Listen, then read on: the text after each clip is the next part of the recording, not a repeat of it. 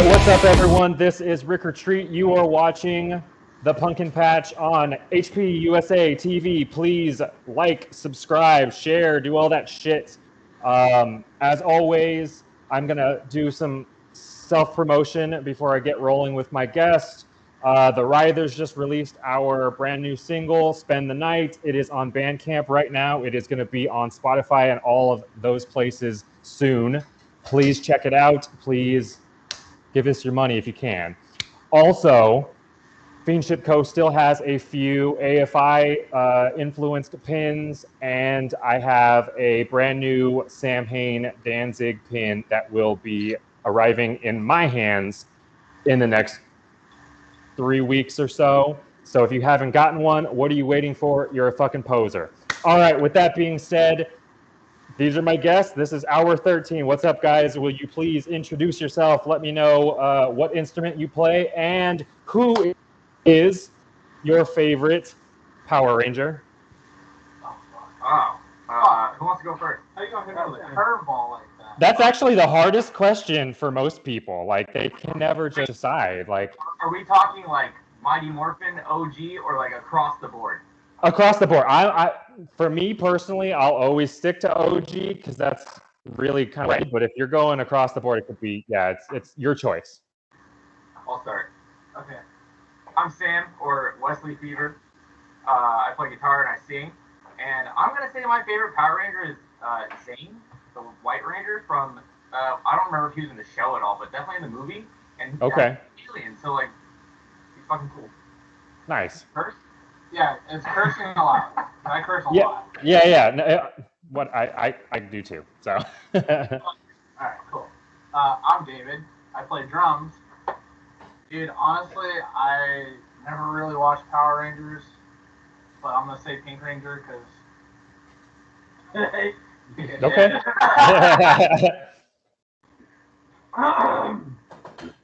Well, hello, ladies and gentlemen. My name's Whiskey Dick Chris, and I play the coffin bass. My favorite, I don't know, the fucking green one. What's the flute that sounds like a synthesizer trumpet? Something like, I don't know, I haven't seen it in fucking It's the Ocarina of Time as a dagger. Come on. I haven't seen it since '84. Okay. Oh. Sick. Well, I'm glad to have you guys, and it's cool to meet the newer members of the band. Hopefully, I'll get to meet you guys in person at some point. Like I said, that's typically the harder of the questions. Everything else is a little bit more band related, so you may have the answers a little bit more offhand. So, I guys my first question is to ask you guys, or ask Sam, since he's the OG member, a little bit about your guys' beginning. You guys are based out of Visalia, which from my knowledge is like kind of the middle of nowhere. Yeah, tell me about how you started. How do we start? I mean, if I'm gonna go back to like the beginning, Mm-hmm. Started the band or the idea for like a psychobilly horror punk band back in there goes our ring light, 2016. I don't know. I grew up listening to all kinds of different stuff, and I know you and I have talked about like our backgrounds in like hardcore and stuff like that. But like, I had a handful of friends in high school like listen to psychobilly and stuff, and then I just kind of forgot about it because nobody else around was really into it. And I kind of got back into it. I was like, wow, like I want to play this kind of stuff. Yeah. So I decided to try to start a band. At the time, the first version of Hour 13, we were called Hellbent. Yeah, like I said, it was like 2016. I was just like back into listening to a bunch of psychobilly stuff, and I was like, wow, that's what I want to do, and that's like super cool. Played a few shows under that name. It's impossible, near impossible. It's difficult to keep members around here that are into it. And so I had the members at the time quit, and then just kind of didn't do anything for a while. Found people who wanted to play, came back, changed the name to Hour13, and that was in 2018. The beginning of 2018 is when Hour13 was, I guess, like formed in terms of the songs we were playing were solidified. And that was like our first like solid lineup, I guess, for a while. Okay. Cool. I think if I remember correctly, I met you in person around like 2019. So it was with that lineup that was the one that's kind of stuck around a little bit, right? Yeah. Okay. Guys, well, no, when you met us, we were already on our second bassist. Okay. Yeah, I don't really, out of respect, don't want to get into talking Sure. No worries. Although, I will say that the people that have played with Hour13 since the beginning, they've all added something to the band and helped me grow as a songwriter, as somebody who's trying to kind of head a band. Okay, for sure. So with what Sam was saying, that it's hard to kind of keep people in the area in that sound. For Chris and for David, like, how did you guys get involved with psychobilly or doing like the horror punk stuff? Because I know that Sam also has a background in hardcore, so I wonder if that overlaps for you guys in the same way. Sam got me involved. First off, we worked together. Okay. We were just like freaking besties from the moment we laid eyes on each other. And I record bands and like produce and stuff.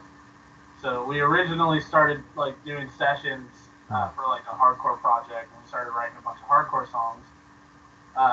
And it kind of just turned into like, hey, like, can you play drums for my band? Or no, we recorded an Hour13 song. Yeah. Okay. And I like wrote the drums for it, or like he kind of guided me, and I like just programmed what he was saying and just added, my own little thing.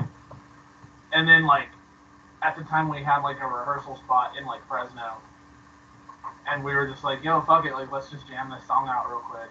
And then it kind of just, it wasn't ever like an official like, hey, like let's be in a band together. It just happened. Like, sure. It was just like we jammed the songs, and then Sam's like, oh, I got us a bass player. And I'm like, oh fuck, okay, cool. But yeah, I'm like a metalcore kid, so like I work with metalcore bands and all that shit. So it's definitely, I feel that. It's definitely a culture shock for me. I've never really been in the psychobilly scene or anything like that, so it's been fun, and the shows are fun too. Like it's what we were saying the other day, it's like not a dick measuring competition. Like, sure. To have fun, and it's my cat's being stupid. Yeah, it's just fun, and that's like my involvement with it, man. Cool. Whiskey, Dave. Fuck, what was the question? How'd you get involved? Yeah, how'd you get involved with the band? It sounds like, well, I guess one of my thoughts is that you kind of don't typically just doing stand-up bass for no particular reason. So I would assume that you probably know a little bit more about like the psychobilly scene than maybe David does, based on what he was saying, right? Plug your other band. I'm a total fucking noob, man. I don't know shit about the psychobilly scene. You're good. Well, like I got into psychobilly and punk rock like around the same time. Like, what was it, 2000? Like, I was like 12 or 13. That was like 2007, 2008, and I started a band in Fresno. We're Bloodless Bullies. Shout out Bloodless Bullies. Bloodless Bullies. Yeah, we started in 2012, and then I thought it was a state. No, it's just a hat. I thought it was a state farm. I practiced in Fresno with my other band, so Sam was like, "Hey, fucking, you want to come jam with us, like on the bass?" And I was like, "I." And it was like just right down the road, so. Sure. Hell yeah.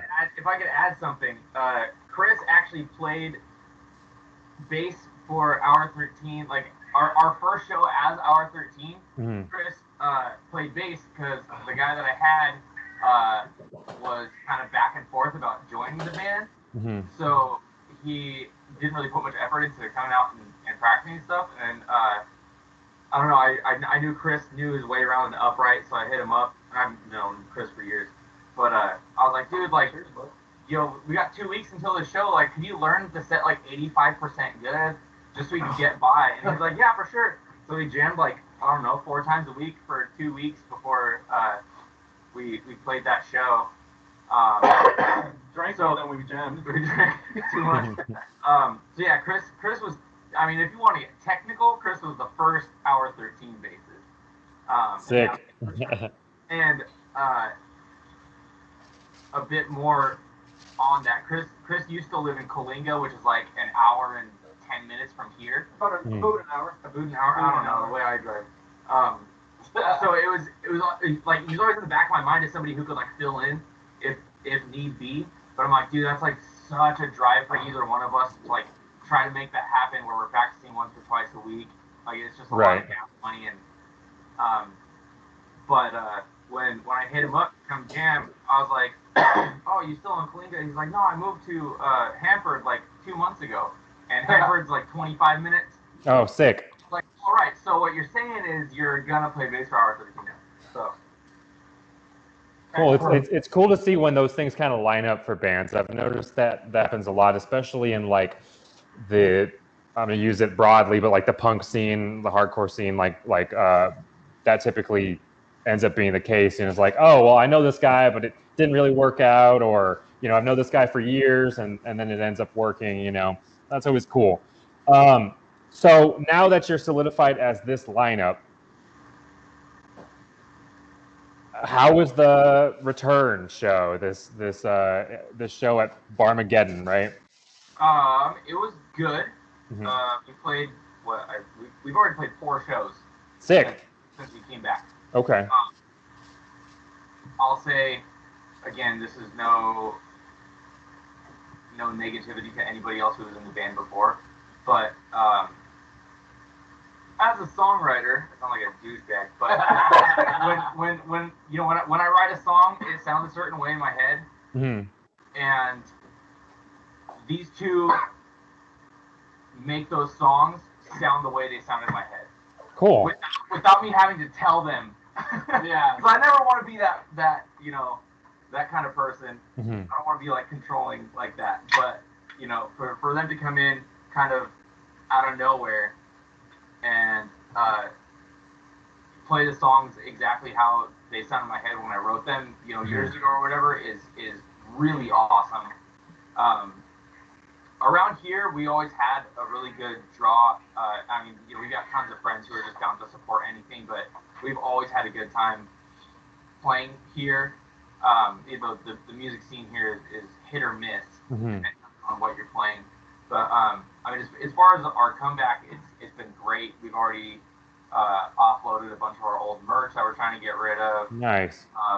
People are coming out to our shows wearing our merch already. After we haven't played in a year and 9 months before we came back. So it's really cool to be welcomed back with open arms by our local music scene. With arms wide open. With the arms open legs. We're gonna get arms wide open. You have to full on creed it. I lost the challenge, we used to play this game on tour called What Are the Odds? Yeah. I lost the odds, and like if you don't do it, you gotta get slapped in the stomach like bear.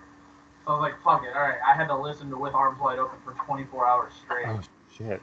Yeah. Best day of your life. I could straight up quote that song front to back. Yeah, I bet. Every little detail, every little guitar mess up and everything. That's wild. Well, so Sam sent me an unreleased track, one of the newer ones, and not to share too much about it because I don't want to step on your guys' toes, but I definitely appreciate and can hear the hardcore influence within it. Like Sam knows, but for me, I also come from more of the metalcore, post-hardcore scene originally. Got into punk and horror punk and stuff through there, right? But I love that sort of influence in anything that's not that, if that makes sense. I wrote down here, it says influence line hardcore plus psychobilly, psychocore. I'm curious to know for you guys band wise, what are some of the major influences that you're pulling from psychobilly, from hardcore, punk rock, etc. When you're writing new stuff? That's all you, baby boy. Okay, Chris was doing some writing too. Yeah, that's a secret. Well, I don't want to discredit anyone. I'd love to know, as a drummer myself, I'd love to know your influences and the stuff that you pull into writing the parts too. You know. Yeah.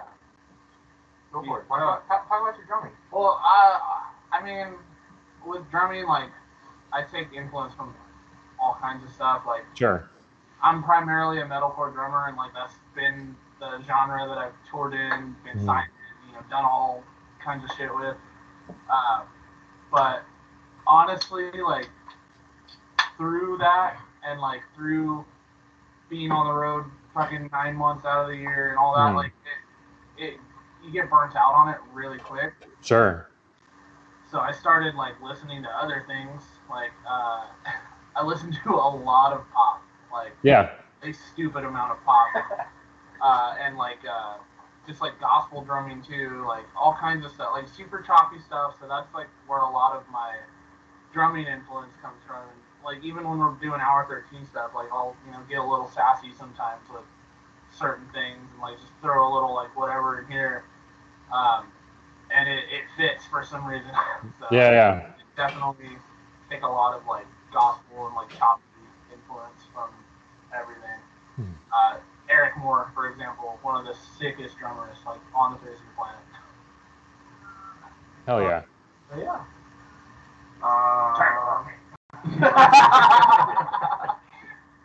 Frank, what do you want, Frank? As far as my writing, it's kind of hard to say. Like, I don't just want to list a lot of other psychobilly bands, but I mean, you know, like a huge influence for me is Tiger Army. Tiger Army. But it at the same time, there's a lot of stuff about their music that I'm like, oh, like if I were to write this song, I would do it differently. Sure. Come back in. So I mean, yeah, there obviously is the influence from other psychobilly bands. I mean, Tiger Army, Brains, Resurrects.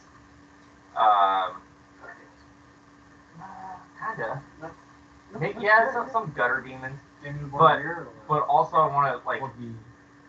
I'm a firm believer that band members that all come from different backgrounds should throw in their influence to writing a song. Sure.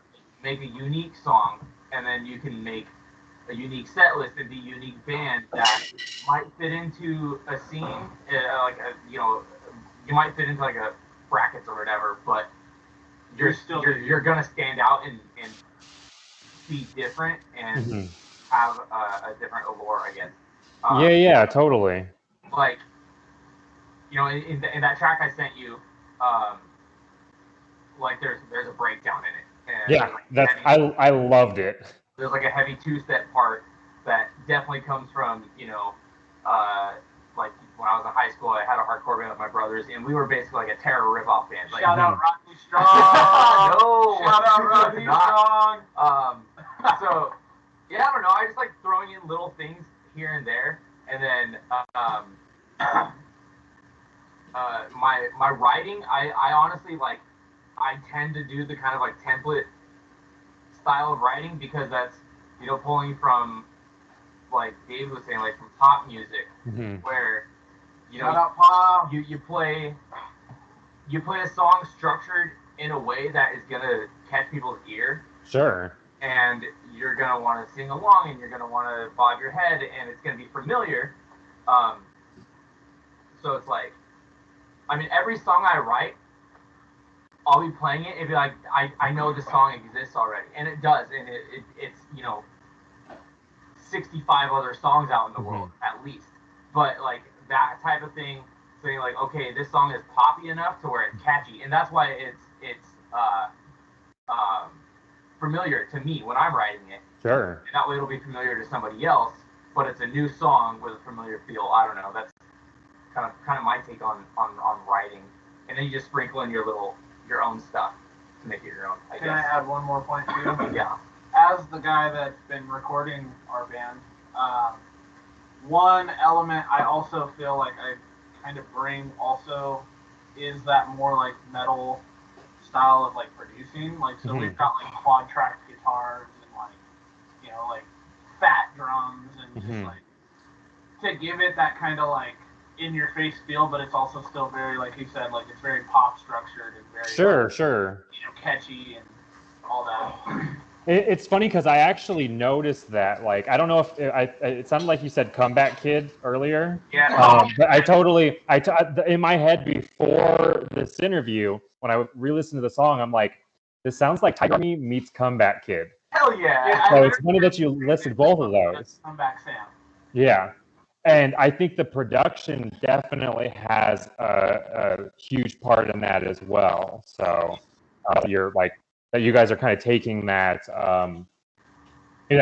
that's more of a vibe thing and adding it into the things that you're writing within the psychobilly sound, right? It's just all about like being fresh and being new and just, you know, if you're gonna be in like a niche, like fucking own it and Sure. be creative. What do you gotta say, Chris? Goddamn.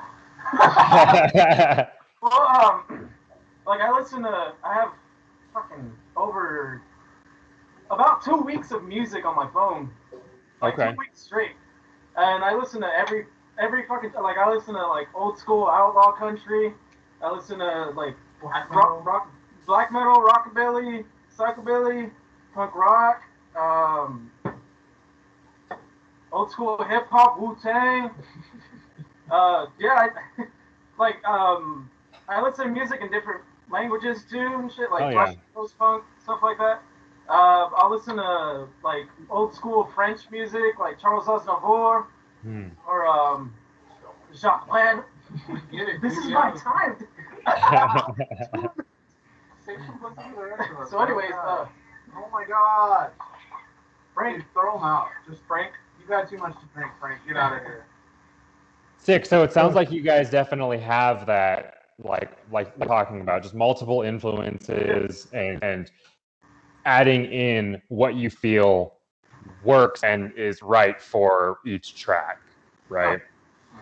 One of the things I was talking to Ripley from Six Silver Bullets. I did an interview with him recently, and one of the questions that he was talking about that when they were forming the band is, where's the Billy? And essentially he was saying, like, how do you add in different elements while also maintaining something from a sort of a Billy experience, if we're talking about psychobilly, right? I'm gonna give you two answers. Sure. I'm gonna hit you with two answers real quick. When it comes to our sound, I try to keep. Well, I mean, obviously, I know it's not required, but the upright bass, Sure. and that like galloping feel is really Billy, and I try to write riffs that are gonna, like, if you played them slower, it would be like an old, like almost outlaw honky tonk sounding riff. Yeah. That being said, psychobilly is not a genre. If I'm gonna loosely quote Kim Neckerman from Necromantic. Psychobilly is a subculture that encompasses many genres of music, and was originally, like, you know, it came about as kind of a safe haven for the outcasts of other scenes. Sure. Where, you know, if you look at like psychobilly in the '80s, there were like, you know, like ska bands, punk rock bands, neo rockabilly bands, punk bands like all playing together and stuff, and it wasn't just about like horror and sounding like rockabilly on crack. So like the term psychobilly, like there are going to be people who say Hour13 is not really a psychobilly band, and you know we're just a punk band with a stand-up bass. We're just psycho. But it's not about like you know it's just a term used you know to give people an idea of like here's where we fit in. Sure. And you know I appreciate that because you know as for me I you know just would now as I'm a little older describe myself more as a horror punk than anything else, right? But it's the same sort of thing. It's not necessarily hey this is one sound, hey you have to sound exactly like the Misfits, right, to be a horror punk band, at least not in my opinion. Right? 70 horror punk band. You know, so I don't know what that is. I'm kidding. I love horror punk. I love the Misfits and I love all horror punk bands. He's all right. We're gonna end this. All other 5 main main horror punk bands that they're ripping off. No, there's like maybe 30 horror punk bands ever, but yeah, totally. But I think with that it makes you know it's a good vibe, that community, more of a scene, right, rather than just Sonic, you know, like a Sonic thing, because it's not as inclusive if it's okay you have to sound like the Meteors to be psychobilly, you have to sound like the Misfits to be horror punk. Like that's boring. I mean I think there's a lot of people that feel that way, unfortunately, but what's that, you know? So I definitely appreciate that take. One of the questions I was going to ask, and I think David you touched upon a little bit, is how has it been going with you guys in the studio? Like what are you guys like, what's the process like for you? And I guess the next question after that is, what do you guys have in stores as far as releases? So can I take this one? Yeah, I'm kind of like you're the one with the game plan. I'm kind of like okay. So it's our media guy. Little backstory. Used to like be in a band. We got signed. Like did a whole bunch of stuff. Done a whole bunch of big tours. Like cool. I know my way around like industry stuff. So obviously that came with the responsibility of being like the media guy now. Sure. So right now we have a single, the one that you heard. We're pretty much getting ready to kind of game plan how to roll that one out. I think without giving too much, I think we're gonna go Friday down south, get some stuff done, and basically just the game plan with overall like the social. Can you shut the fuck up? Excuse me. The game plan overall with just social media in general has just been content. So we've done a lot of promos, all kinds of stuff. So basically, we're trying to cram a whole like release plan for the single in before Friday. Okay, cool. Until we're basically because we're not going to be together for like 40 days. Yeah. So 40 nights. 40 days and 40 nights. So basically, with that, it's just a matter of like figuring out what we're gonna do to release it, getting the Spotify stuff situated.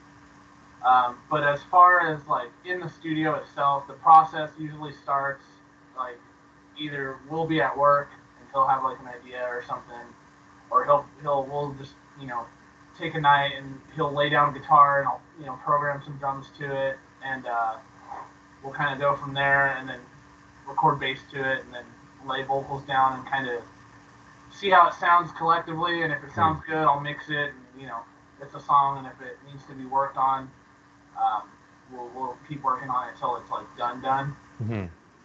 We have a couple songs recorded but there's a lot of revisions. Okay.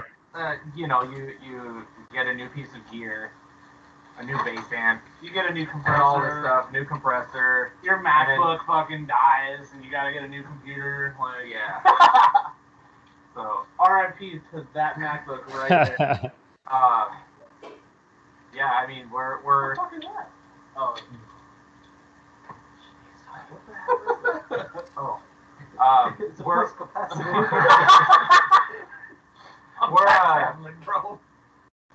We're in the process of finishing up an EP, self-produced. I gotta find out about releasing it. Yeah. I don't know if I can talk about this, but like we had to deal with Backcave Records, and then Yeah. a whole lot of stuff happened with us. A Mhm. whole lot of stuff happened with them, and then COVID happened. Yeah. And it's a shit show to say the least. currently, I'm not sure where our standing is with them. Okay. If we still have a contract or anything like that. Mhm. So I'm gonna have to shoot some messages and find out. Because either way, if we're still good with them and can release it through them, or if we can self-release, like if both are totally cool. But Yeah. obviously with the label possibly involved, that'll kind of like put little. It'll kind of be more in their hands when it comes to release. Sure. Sure. We are working as quick as possible to get something out with some old songs, with some new songs. It's gonna be lit. We're pretty much just like, as far as like recording and stuff, we're pretty much a DIY band. So it's like we have the power to like, oh, let's fucking do a cover if we want. Mhm. Let's record it real quick. We can. You know what I mean? So it's like, it really helps having like the resources to do that. Mhm. And yeah, I mean, shit, we're even talking about like touring and all kinds of stuff. So Hell yeah. that's That'll be dope. Do you guys have any? I guess another question that I have on that sort of note, right, is you guys have any other shows lined up? I mean, you said you're going to be apart for like 40 days, right? Is that's happening soon or? Yeah, it's happening. Okay. David, Okay. David, you're working with a clothing company? So I apart from touring with bands, apart from like touring in bands and stuff, I also work for a clothing company. And technically it's not really announced yet, so I can't really say too much. But Sure. So like, I'm sure by the time this comes out, it won't even be a big deal. I'm actually heading out and doing the U.S. Festival run, so like Louder Than Life and all that. With a clothing company, I'm just TMing and driving for them. So we're going to be apart for a while. We do have another show. What? October 30th in Glendale, California. Yep. Are you guys playing that? No. We're as of right now we're not, but I'm not entirely sure. We were invited to, but the 31st is my 1-year wedding anniversary, so I don't know if originally we were planning on doing stuff around that, like me and my wife. But thank you. But everything's kind of up in the air as far as like if we're doing anything or work schedules and things like that. So I don't know is what I'll say. Yeah, well that is October 30th. That's our next scheduled next book show. November 9th. And then November 9th we're playing in Fresno, opening for the Meteors. Cool. Bloodless Bullies will also be With there. Chris' other band, Bloodless Bullies. I will not be there, unfortunately. I'm sorry. And Dave will be back on the road with something else at the time. So we'll have a fill-in drummer for that one. But yeah, those are the only two shows we have booked right now. Okay. Which is cool with me. I know, like when we came back, I was like, let's play a bunch of shows as soon as possible. Yeah. Like solidify. We're back. Like we weren't just playing like a reunion show; it was like a return show, and then we played. Sure. We did play a lot of shows. 3 more shows. We played 4 shows in 3 weeks. It was like a jam-packed couple of weeks for sure. But with returning and having a lot of old music, and going over all the songs that already exist with them, there was like a lot of stuff where I'm like, oh, I'm gonna trash that song, or oh, I can like rewrite this one, or oh, I never finished lyrics to this one, and so there's a lot of unfinished stuff from 2 years ago that with David being gone for 6 weeks and us not playing shows, it'll be a really good time for me to sit down, hash out, exactly what old songs we're gonna keep. Sure. Finish writing. Chris and I have been writing with like 2 or 3 more songs together currently. So hopefully by the time David gets back, we'll have like, you know, a chunk of Fucking 2 albums. Yeah. now we just been playing 7 songs, which Okay. is like, you know, can go really quick. So when we get hit up, they're like, "Oh, how long can you play?" We're like, "Oh, dude, we got a good 25 minutes. we can stretch it to 30 if like David plays a drum solo Just talk a lot. And that's all you got to do. I'm so bad at talking between songs. I black out one time. I don't know what's going on. To be fair, I'm like, dude, I'll talk. I dissociate super hard on stage. That's what I usually do. I just always say, I would. Okay, now everybody shuts the fuck up. Now we're talking. That's why we shut the fuck up. Now I forgot what the fuck I was gonna say. What the fuck? I don't care. Well, sick. You know, I look forward to you know, hearing the stuff and hearing what you guys are working on, and hopefully playing a show together in the future. I know that we have that one that I met you at. We were supposed to be on that, but we weren't able. So hopefully it'll happen soon. Well, and then I brought you guys out here, and that was like literally a week after my guys quit on me. Yeah, totally. 3 days. 3 days after the last guy quit on me.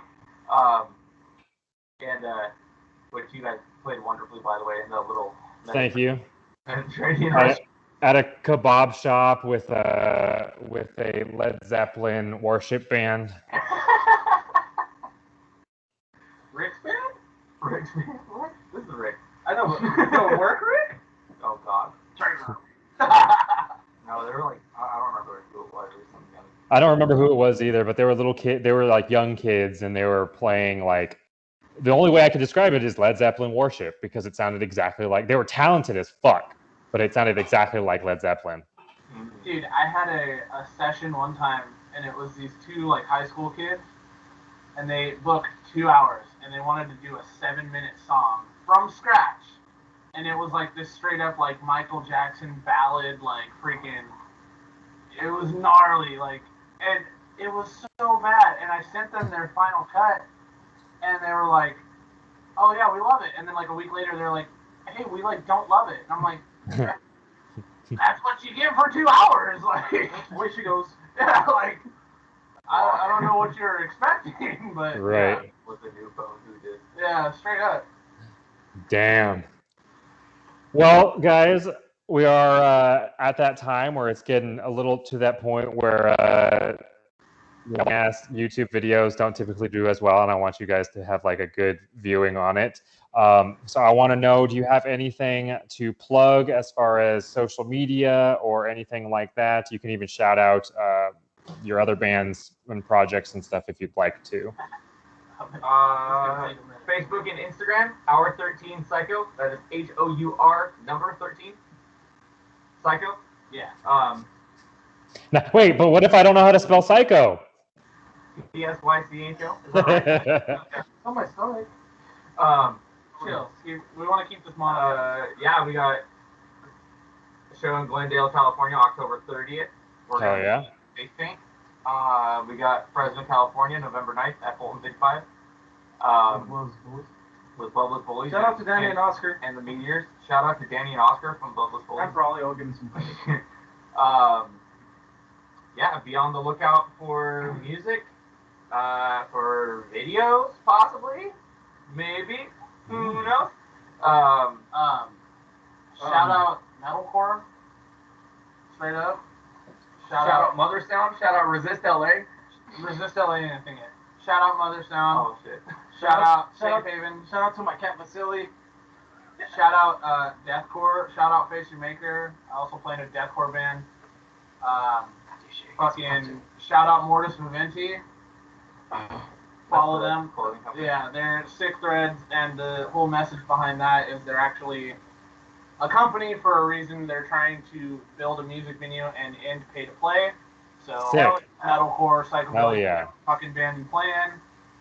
You can play. You can have a place to play, get paid, and do what you love, and not have to sell tickets. Hell yeah. All that shit. So shout out Mortis Viventi. Go follow them. It's MORTUSVIVENTI on Instagram. Fucking do that shit. Chris? I already did my shout out. Dude, I'm I even threw in my fucking cats. Vasily and Katisha. Vasily and Katisha. Shout out to my cat Frank. Well, hell yeah, guys. I appreciate you guys being on here. And yeah, and it's been real. Like they said, check out Hour13 on all their social medias, Hour13 Psycho, and hopefully we'll get some music from you guys soon. Links in description, maybe. Also, Twitter. What's that? I said links in description, maybe. Definitely. Links in description. All that. Like button, hit the bell. I'm single. There we go. See, you're doing my job for me, man. Find us on Tinder. We just made a new account. Not me, I'm in a relationship. I'm not. Neither is Chris. Whole life, Well, straight up. well, sick. Thank you guys for watching. You guys stick around. I want to chat with you real fast after the video. And I have been Rikk. You have been watching the Pumpkin Patch on HPUSA TV. Please like, subscribe, share, all that stuff. And I will see you guys next time.